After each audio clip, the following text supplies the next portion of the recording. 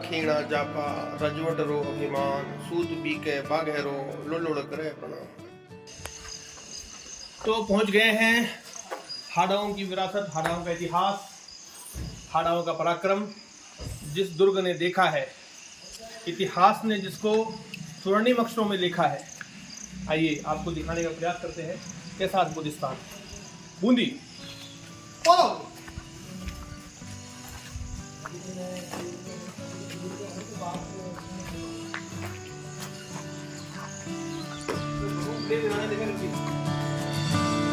यह वह स्थान है जहां हाथियों का युद्ध होता था और ऊपर से झरोखों से रानियां उस युद्ध को देखा करती थी। ऊपर फोर्ट की ओर जाता हुआ यह मार्ग। ये लीजिए, साथ स्वागत है आपका हाड़ाओं की विरासत में, महलों में।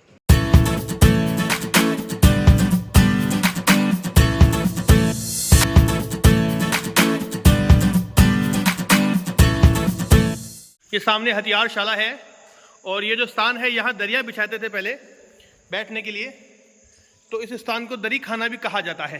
बूंदी जिले में उपस्थित है यह है रतन दौलत, जिसको दीवान आम भी कहा जाता है। 17वीं शताब्दी के शुरुआत में सन 1610 के आसपास इसका निर्माण करवाया गया था। रतन दौलत भी इसे कहा जाता है। ये दीपक लगाने के लिए है ताकि रोशनी रहे।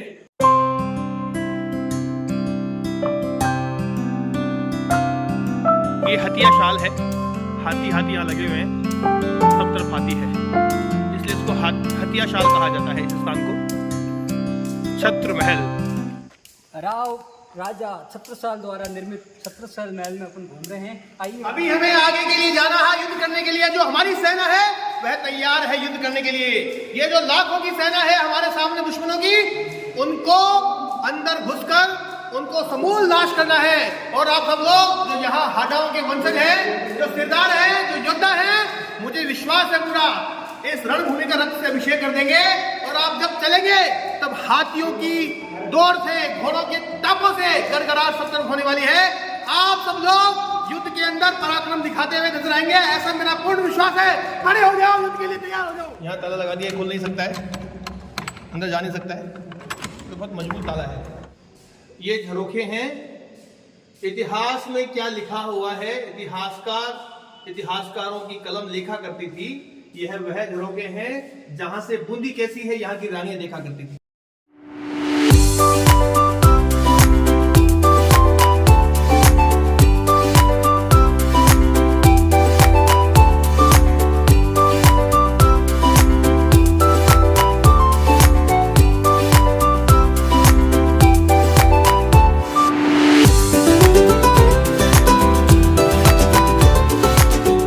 राव राजा भोज सिंह जी द्वारा बनाया गया। 1585 में इसका निर्माण हुआ, राव राजा भोज सिंह जी द्वारा। फूल महल। हम जा रहे हैं बादल महल की ओर। चाइनीज ब्रह्मा जी, मंगोलियंस और कुछ पर्शियंस। तो यहाँ पे बहुत सारे इंग्रेडिएंट्स देखने को मिलते हैं। यहाँ पर कुछ कलर शेडिंग होती थी और उसके साथ फिर ये कलरफुल फाउंटेन चला जाता है। Natural fountain, natural. वाह। रानियों के लिए हाथियों की लड़ाई देखने का स्थल। नीचे हाथियों का युद्ध होता था, तब यहाँ से रानियाँ उनको देखा करती थी। इसको नीम चौक भी बोला गया है, तो झूला चौक को नीम चौक भी बोला गया है। और ये नीम था, पहले नीम के बड़े बड़े पेड़ लगे हुए थे, तो इसलिए इसका नाम नीम चौक भी है और इसको झूला चौक बोला गया है।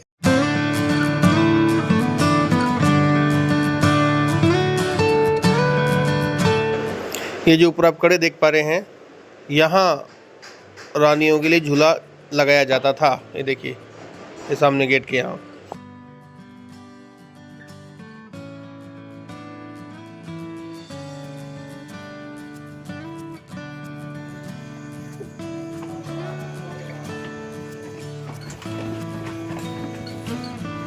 ये इतने छोटे रास्ते बनाया करते थे ताकि एक बार में एक ही व्यक्ति आ सके।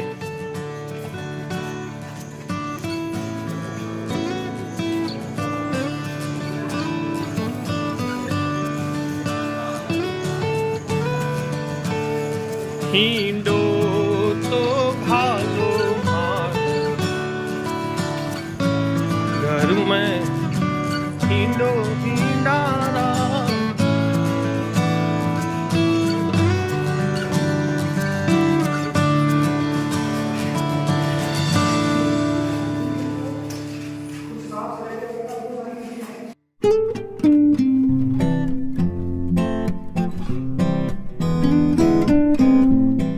तो रिंग्स लगी हुई हैं, उस रिंग्स के साथ में हाथी का औदा बांधते थे और फिर रानियाँ हाथी के ऊपर बैठ के यहाँ से एग्जिट हो जाती थी। ये माउंट ब्लॉक है, रानियाँ यहाँ से हाथी पर बैठा करती थी। ये जो कुंदे ऊपर लगे हुए हैं, यहाँ पर हाथी के ओहदे को बांध दिया जाता था और फिर रानी सकुशल यहाँ हाथी पर बैठ जाया करती थी।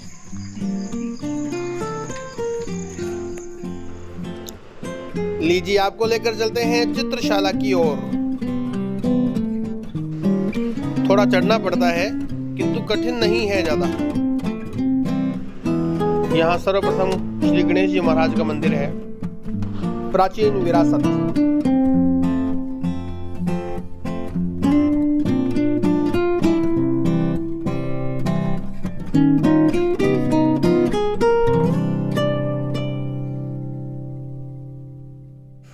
ये भित्ति चित्र हैं जो बूंदी के बहुत प्रसिद्ध हैं, अपने गौरवशाली अतीत को प्रदर्शित कर रहे हैं।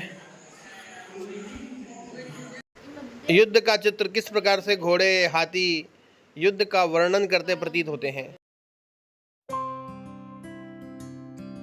देखिए रास करते हुए भगवान श्री कृष्ण और आपको दिखाई देते होंगे। ये देखिए भगवान श्री कृष्ण ने अपनी अंगुली पर गोवर्धन पर्वत को उठा रखा है। त्यागरी आधरा मोतियां जो माने तण, हाडा मारो गाड़ अठे पग पग पाले तरण। न्यारा आरा जायोड़ा न्यारी नाहर दहाड़, नाचे रण में जोर का न्यारी आरी राड़। हाडारो सूरापो न्यारो न्यारो ही बलिदान, काई पीवे नीर न्यारो काई न्यारो धान। इन रगत रहे कण कण में, इन रगत रहे कण कण में स्वाभिमान ठाडो। नकली बूंदी ताणी कटमरियो कुंभो हाडो। जबरो परचो रगतरो दीणी इन धर्री धीव। नाड़ काट हाडी भेजी जद मांगी सेनानी पीव। राजा आयो पाछो फुर, राजा आयो पाछो फुर जद बिचाले राड़। इन धरा जायोड़ी हाडी कीण्या बंद किवाड़। देणी होवे नारिया, देणी होवे नारिया करनी देह सवाह। बूंदी आगी वन रयो कदे ने की प्रवाह। यह होटल है मित्र श्री संजय जी पुरी का। हम यहाँ आए हैं और यह होटल जो है ठीक गजलक्ष्मी जी के मंदिर के सामने है।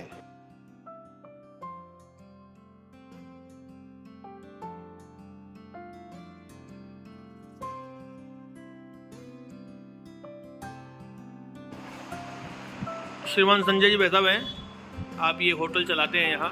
और सामने जो मंदिर जो हमने आपको बताया था कि यहाँ गजलक्ष्मी जी का मंदिर है और आप जो हैं गजलक्ष्मी जी के मंदिर के जो महंत उसी परिवार से लगता है कि जैसे भाव बहुत पवित्र मिला है, सुगंधित करने को जीवन हमें इत्र मिला है।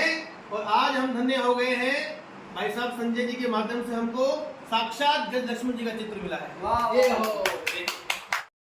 कहते हैं कि गजलक्ष्मी जी का जो चित्र है इसको आप पूरी श्रद्धा के साथ पूरे भावों के साथ में उस स्थान पर रखिए जहां आपका धन रखा जाता है, तो उस धन में उत्तरोत्तर वृद्धि होती है। ठीक है, आपने दिया है, मैं बहुत धन्यवाद देना चाहता हूँ आदरणीय श्री का। वाह जी। हमारे हुक्म को ईश्वरीय गुण मिले हुए हैं और बहुत बड़ी कृपा माता सरस्वती की है, क्योंकि कभी भी किसी भी क्षण अपने भाव को एक कविता के रूप में प्रस्तुत करना ये हर किसी के बस की बात नहीं है। तो आपके ऊपर साक्षात सरस्वती जी का हाथ है और ये आपके ऊपर सदा बना रहे। जय हो। लक्ष्मी जी महाराज की जिंदा समाधि है। वो नागा साधु थे और उन्होंने अपने 12 ही नाखून बढ़ा के साधना करी थी। इतने बड़े बड़े 12 नाखून पूरे ये 20 ही नाखून ऐसे बड़े बड़े हो गए थे। एक दिन यहाँ धूनी लगा के साधना में बैठे हुए थे, एकदम आकाश की तरफ देख के मुस्कुराए। सामने इनके चेले भी बिराज रहे थे, तो ये एकदम व्यंग्यात्मक मुस्कुराए। तो चेले पीछे पड़ गए कि क्या हुआ बाबा, क्या नजर आया गुरुजी, क्या दिखा आपको आकाश में? बाबा ने कहा कुछ नहीं बैठा। नहीं नहीं, आप एकदम धीर गंभीर रहते हो, जनरली अभी मुस्कुराए, कुछ ना कुछ तो आपको नजर आया। पीछे पड़े। बाबा ने बड़ी मुश्किल से बताया कि एक राक्षस भगवान का हरण करके लेके जा रहा है। तो फिर उनसे कहा कि बाबा दर्शन कराओ। बाबा ने कहा बेटा जाने दे, 1000 साल की तपस्या करके लेके जा रहा है। उस साधना से लेके जा रहा था जिससे हनुमान जी संजीवनी बूटी लेकर आए थे ना पहाड़ पे, इस तो उसी तरह से था। वो उड़ता हुआ जा रहा था, हथेली में पूरा मंदिर था। तो बहुत पीछे पड़ने के बाद उन्होंने सब, उनके जो चेले थे उन्होंने उनसे बोल दिया कि बाबा चमत्कार होता है। तो बाद चमत्कार का बोला तो बाबा ने धूल में से बबूत उठाई, सबको मारती हुई फेंकी। फेंकने के बाद उस मंदिर को वहाँ उतार के और नीचे आगे बाबा के चरणों में पड़ गया। बाबा से बोला बाबा आ गया। बाबा ने कहा जा कि बाबा मंदिर भी ले जाऊंगा, तेरे से जाए तो ले जाऊँ। जब से ये यही है। ये है नक्की जी महाराज का स्थान। आपने यहाँ जीवंत समाधि ली है और यहाँ साक्षात परिचय हैं महाराज के। बहुत ऊर्जा वाला स्थान है। तो कभी भी आप पधारें बूंदी तो इस स्थान पर निश्चित रूप से आपको आना चाहिए। आइए आपको उस मंदिर में लेकर चलते हैं, उस स्थान पर लेकर चलते हैं जहाँ नक्की जी महाराज पूजा किया करते थे भगवान शंकर की। कोरोना की शैया पर लेटे श्री संजय जी अंतिम समय में थे। उसी समय संत श्री जिनकी आप आराधना करते हैं, जिनकी सेवा करते हैं, उनकी आवाज़ इन्हें प्रत्यक्ष सुनाई दी। उन्होंने कहा कि घबराओ मत, मैं तुम्हारे साथ हूँ। और अगले ही दिन श्री संजय जी ठीक हो जाते हैं।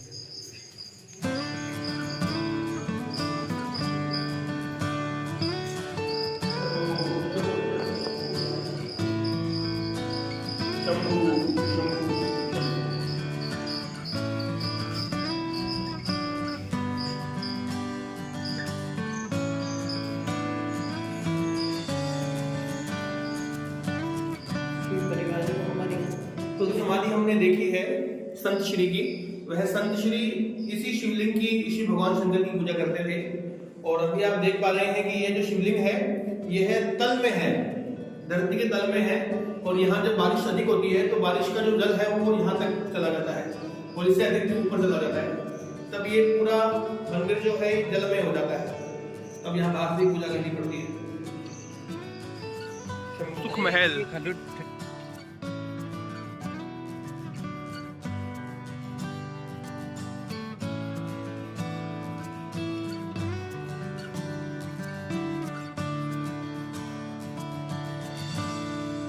जिस मॉन्यूमेंट पे हम खड़े हुए हैं इसको बोला जाता है सुखमहल।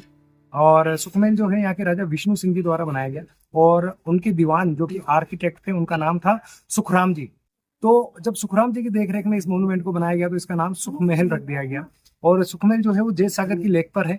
अमूमन गर्मियों के दिनों में आप यहाँ आएंगे तो आपको पता चलेगा कि यहाँ पर तकरीबन 5 से 8 डिग्री का फर्क आपको इस जगह पे महसूस होगा, क्योंकि यहाँ पूरा जो एरिया है ये लेक के साथ में है और लश ग्रीन ट्रीज यहाँ पर चारों तरफ देखने को मिलते हैं। तो इसकी वजह से जो टेम्परेचर है वो बहुत एक मैसिव डिफरेंस यहाँ पे देखने को मिलता है। साथ ही साथ सुखमहल जब निर्माण कराया गया तो निर्माण एक तरह से एज ए गेस्ट हाउस कराया गया था, क्योंकि बूंदी का जो अलायंस था या ट्रीटी थी वो ब्रिटिशर के साथ 1818 में बनी थी।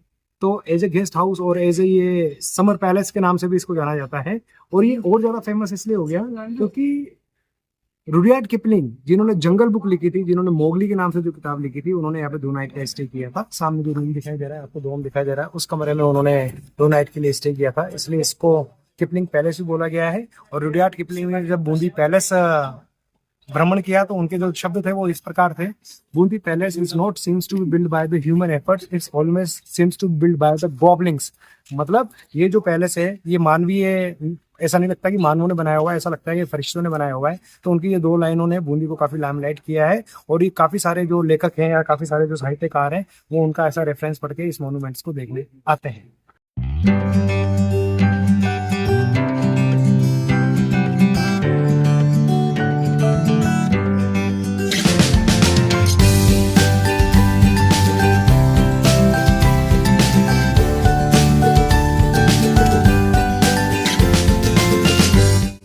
इस व्लॉग में मिलाते हैं आपको एक विशेष व्यक्ति से जिसको आपने जीके के प्रश्नों में पढ़ा होगा। ओम प्रकाश जी हैं, जैसा कि बताया भाई साहब ने। आप वह व्यक्ति हैं जिन्होंने यहाँ के जो पहाड़ हैं, चप्पा चप्पा, कोई भी पहाड़ का ऐसा स्थान नहीं है जहाँ आप पहुँचे नहीं है। आपने पहाड़ों के अंदर जो प्राचीन गुफाएं हैं उनके अंदर जाकर उनके अंदर क्या क्या है, क्या क्या चित्रात्मक शैलियाँ वहाँ बनी हुई है, किस किस प्रकार के पत्थर के ऊपर बनी हुई पेंटिंग है, कितनी पुरानी है कितनी प्राचीन है, उनका शोध किया है आपने। तब मैं कहना चाहता हूँ शानदार लो, अद्भुत लो, प्रभु लो हमें। आप जहाँ बैठे हैं वहाँ बैठे रहिए, आसमान खुद नीचे अगर कहेगा लो छू लो हमें। अरे क्या बात है सर जी, क्या ऐसे अद्भुत आर्कियोलॉजी में डिस्कवरी करना है, ढूंढना है सर, ये पागलपन है। और ये पागलपन ऊपर वाले से मिलता है। कुछ तो प्रयास करना पड़ता है, कुछ ऊपर वाले की जब तक कृपा नहीं हो हम कर नहीं सकते। तो अब ये देखो, एक मैं ओम प्रकाश कुकी, ना पढ़ा ना लिखा, ना कभी कॉलेज गया, ना कभी आर्कियोलॉजी डिपार्टमेंट में मैंने शिक्षा ली। 8वीं क्लास में पढ़ाई छूट गई, फिर पढ़ा 8वीं क्लास। तो ये प्रभु की लीला है कि देश के अंदर आप देखिए सर, देश के अंदर विश्व के अंदर विश्व की सबसे लंबी रॉक पेंटिंग साइट भगवान ने मुझसे ढूंढवाई। वो 35 से लेकर के 50 किलोमीटर लंबी है, जो कि रेवा नदी के किनारे। मैं फख्र से कहता हूँ, गर्व से कहता हूँ कि मैं देश का पहला व्यक्ति हूँ कि जिसने भारत में सबसे ज्यादा शैल चित्रों की खोज की। मेरी 100 से ज्यादा साइट्स। बहुत सुंदर। और ये देखिए आप कि हमारा जो जिला है, हमारा जो राजस्थान है, हमारा जो विश्व के प्राचीनतम नगरों में से एक है। विश्व की प्राचीन सभ्यता यहाँ पर विद्यमान है। गुप्त काल के मंदिर यहाँ पर है, मौर्य काल के लेख यहाँ पर है, गुप्त काल के लेख है। अश्वमेध यज्ञ की पूरी सेना चित्रित है गुफाओं में। पंचवर्षीय वीर यहाँ मिल चुके हैं, जिसमें भगवान श्री कृष्ण, प्रद्युम्न, सांब, अनिरुद्ध और बलराम जी के चित्र हैं। ताम्रयुगीन सभ्यता की खोज यहाँ पर मेरे द्वारा की गई है। रिंगवेल नदियों के किनारे मिले हैं। 1 दर्जन गुफाओं, 1 दर्जन रिवाइंस में मुझे शुतुरमुर्ग के अंडों के छिलके मिले हैं। और हम जो प्राचीन सभ्यताओं की बात करते हैं, जो कि आप संग्रहालय में देखते हो, अशूलन पीरियड मैंने ढूंढ लिया बूंदी में, मिडिल पैलेलिथिक पीरियड मैंने ढूंढ लिया बूंदी में, अपर पैलेलिथिक पीरियड मैंने ढूंढ लिया बूंदी में, मेसोलिथिक पीरियड मैंने ढूंढ लिया बूंदी में, ताम्रयुगीन सभ्यताएं मैंने ढूंढ ली बूंदी में, गुप्तकालीन लेख मैंने ढूंढ लिए, एक मुखी गुप्तकालीन शिवलिंग ढूंढ लिया जो कि कुषाण काल तक की इसमें ईंटें लगी हैं। और एक ही जिले में, हिंदुस्तान की बात कर रहा हूँ सर, ऐसा कोई जिला नहीं है हिंदुस्तान में इसमें एक ही जिले में 3 एक मुख्य शिवलिंग मिले हुए, वो मिल चुके हैं बूंदी में। और मंदिर निर्माण करने की पूरे राजस्थान में एक भी फैक्ट्री साइट नहीं है। मैंने मंदिर निर्माण करने की फैक्ट्री साइट ढूंढ ली इंद्रगढ़ के कमलेश्वर महादेव के सामने की पठारों में। तो यहाँ का जो चप्पा है, यहाँ का जो जगह है, वो यहाँ इतिहास भरा पड़ा है। गारो माँ की बूंदी में आपको स्वागत है। पहाड़ा नदियां बीच में, नई कराला देश, बूंदी सारे देश में बुरा वाला फेस। वाह।